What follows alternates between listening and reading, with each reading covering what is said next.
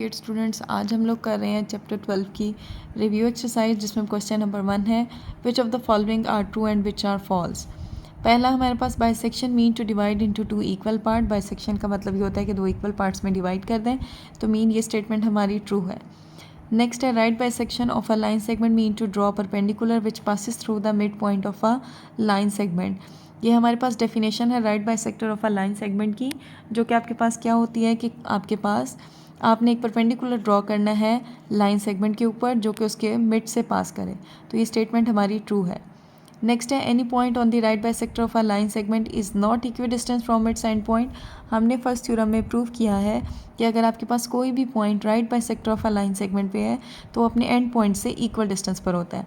Mean ये statement हमारी false है क्योंकि उसने यहाँ नॉट का वर्ड इस्तेमाल किया हुआ है। नेक्स्ट है हमारे पास any point equidistant from the end point of a line segment is on the right bisector of it.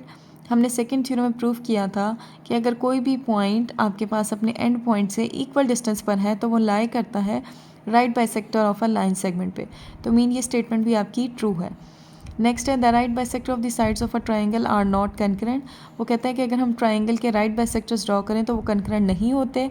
हमने थर्ड थ्योरम की स्टेटमेंट में ये प्रूव किया है कि वो कंकरेंट होते हैं, तो मीन ये स्टेटमेंट आपकी फॉल्स है। नेक्स्ट है the bisectors of the angles of a triangle are concurrent. हमारे पास अगर हम ट्राइंगल के एंगल बाइसेक्टर्स ड्रॉ करें तो वो कंकरेंट होते हैं। ये हमने सिक्स थ्योरम की स्टेटमेंट प्रूव की है, तो ये स्टेटमेंट हमारे पास ट्रू है। नेक्स्ट है any point on the bisector of an angle is not equi distance from its arm. हमने फोर्थ थ्योरम में प्रूव किया था कि अगर कोई भी point bisector of an angle पे लाया कर रहा है तो अपने आर्म से इक्वल डिस्टेंस पर होता है। मीन ये स्टेटमेंट आपकी फॉल्स है क्योंकि यहाँ नॉट का वर्ड इस्तेमाल किया हुआ है। नेक्स्ट है any point inside an angle equi distance from its arm is on the bisector of it.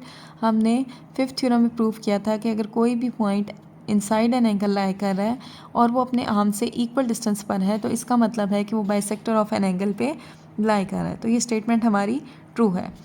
Question number 2 है आपके पास if C T is a right bisector of a line segment. उसने कहा है सी टी आपके पास right bisector of a line segment है A B का।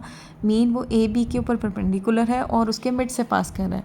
हम देख भी रहे हैं कि सी डी ए बी के ऊपर परपेंडिकुलर है और उसके मिड से पास कर रहा है, तो हमने बताना है कि ओ ए किसके कॉन्ग्रेंट होगा। ओ ए हमारे पास कॉन्ग्रेंट होगा ओ बी के, और measurement A Q is congruent to measurement B Q, क्योंकि हमने फर्स्ट थ्योरम की स्टेटमेंट प्रूव की हुई है।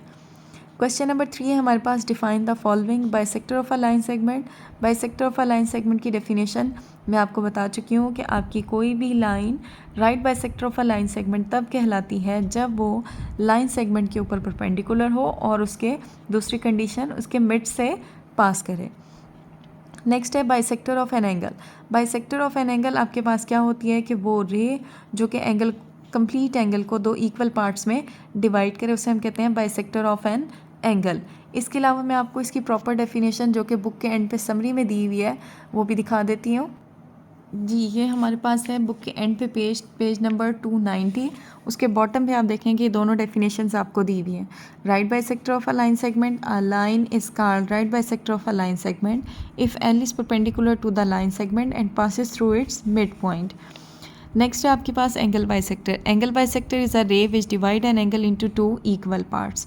तो ये थी हमारे पास चैप्टर 12 के फर्स्ट 3 क्वेश्चंस। Thank you.